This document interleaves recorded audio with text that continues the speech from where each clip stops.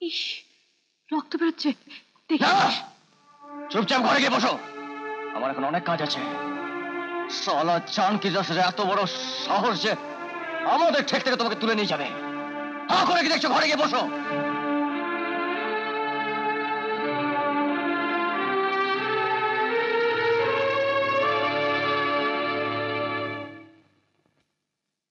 Congratulations টোটা, দারুণ খেলা খেলেছো তোমরা। থ্যাংক ইউ রায় সাহেব।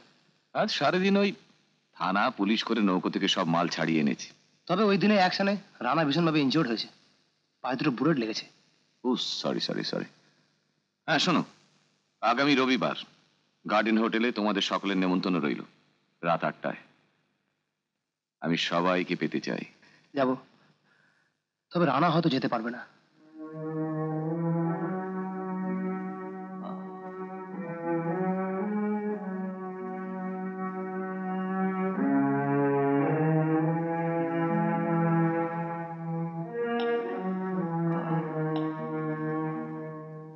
এই মেয়ে বলি, ভেবেছো কি বলো তো? দিন রাত সেবা করলেই চলবে? তাহলে কি করব বলো? কি করবে মানে? অন্তত দুবেলা দুমুঠো খেয়ে আমায় শান্তি দাও। অহন একবারও খান নাই ম্যাম সাহেব। অচিন্তা কি রানা ভাই হয়তো এই কথা হইনা একটা থাবড়া দিয়া বইব। বাপরে বাপ, জামাইটা মারে না। জামারটা মারে? ভারী তো বীর পুরুষ, এখন নিজেই মার খেয়ে চোখ মুখ ঢোল করে বসে আছে। একখান কথা কানে গেলে আর উপায় নাই, লাথি লুথি দিয়া একেবারে শেষ কইরা ঢালাইব। শেষ করলেই হলো। তুমি অত ভয় পাও, আমরা ভয় পাই না। বসো, আমি দুধ নিয়ে আসি। মা, মা গো, মা, মা গো, কোনদিনও তো এই ডাক শুনি নাই, মনেও নাই কবে যে মা হারা হইলা। সেই শিশুকাল থেকে পথে পথে পথেরই সওয়াল। ও তাই এত দুনিয়া জ্বালানো রাগ? আচ্ছা, ওর কেউ নেই? না, এই সংসারে ওর কেউ নাই। আমার সুন্নু মিয়ার মামি ওরে শিশুকাল থেকে মানুষ করছে, তারই মা কয়। মার কাছে না রেখে ওকে এখানে রেখে দিল কেন? আরে ম্যাম সাহেব, হেই মামি পোলা পোলা কইরা পাগল। মাই আছে আনার, সেইটাও ভাই ভাই করতে অজ্ঞান।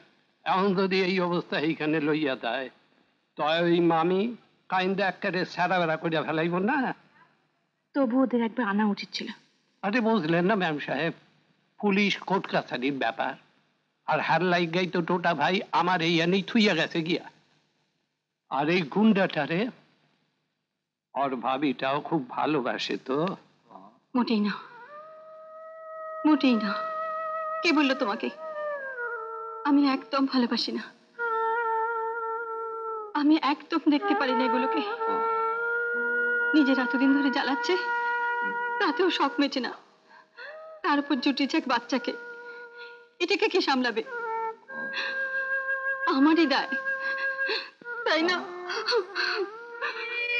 মনটা এত নরম, আমি কিছুই কই না। করুক করুক, সবার লিগেই তো করে, আবার চোখের পানিও ফেলায়। কি করুন, আল্লাহ যখন ওর কোলে একটাও দেয় নাই, তখন সবার লেগেই করুক।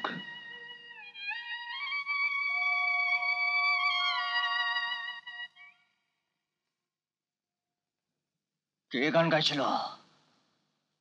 কে গান গাইছিল? বলো, কে গান গাইছিল?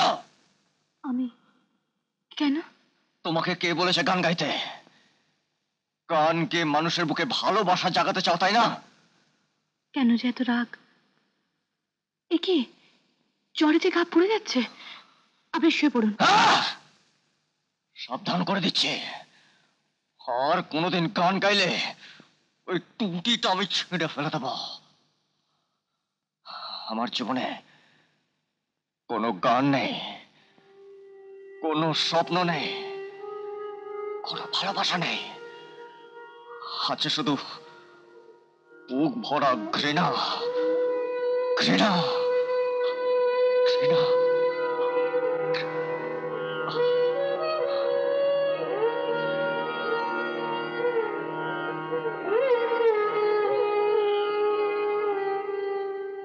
মমতাজ, তুমি এবার ওঠো তো। সারাটা দিন মুখে কিছু দাওনি। ভাবি, আজকে রাতটা আমার মাফ করে দাও। তোমার কষ্ট দিচ্ছি বলে খুব খারাপ লাগছে। কাল থেকে তোমার সব কথা শুনবো। জানি না বাবু, কি দেখে তুমি এত পাগল হলে। সেবা যত্ন পেয়ে ভালো হয়ে উঠুক, তারপর দেবে তোমাকেই ধরে মারছে। মারুক না। ভালো রোগেই ধরেছে দেখছি। যা।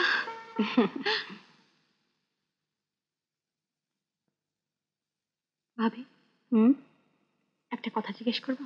বলো। রানা আনানের মায়ের কাছে মানুষ হয়েছে কেন? তোমার কর্তা সেদিন বলছিল ও জন্ম থেকে মা বাবা কাউকে দেখেনি। এ কথা সত্যি? ওসব কথা জেনে কি হবে, শুধু শুধু খুঁচিয়ে ঘা করা। তবু বলো না ভাবি, ওর সম্বন্ধে সবকিছু জানতে আমার বড় ইচ্ছে করে। রানার বাবা এখানকার একজন নামী লোক।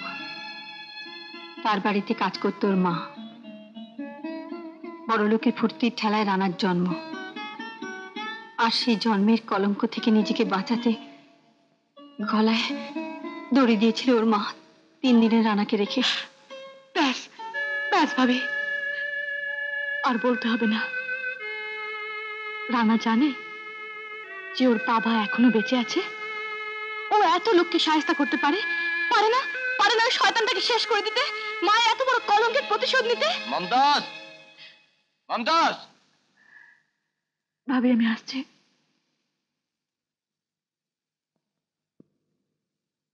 কি হলো?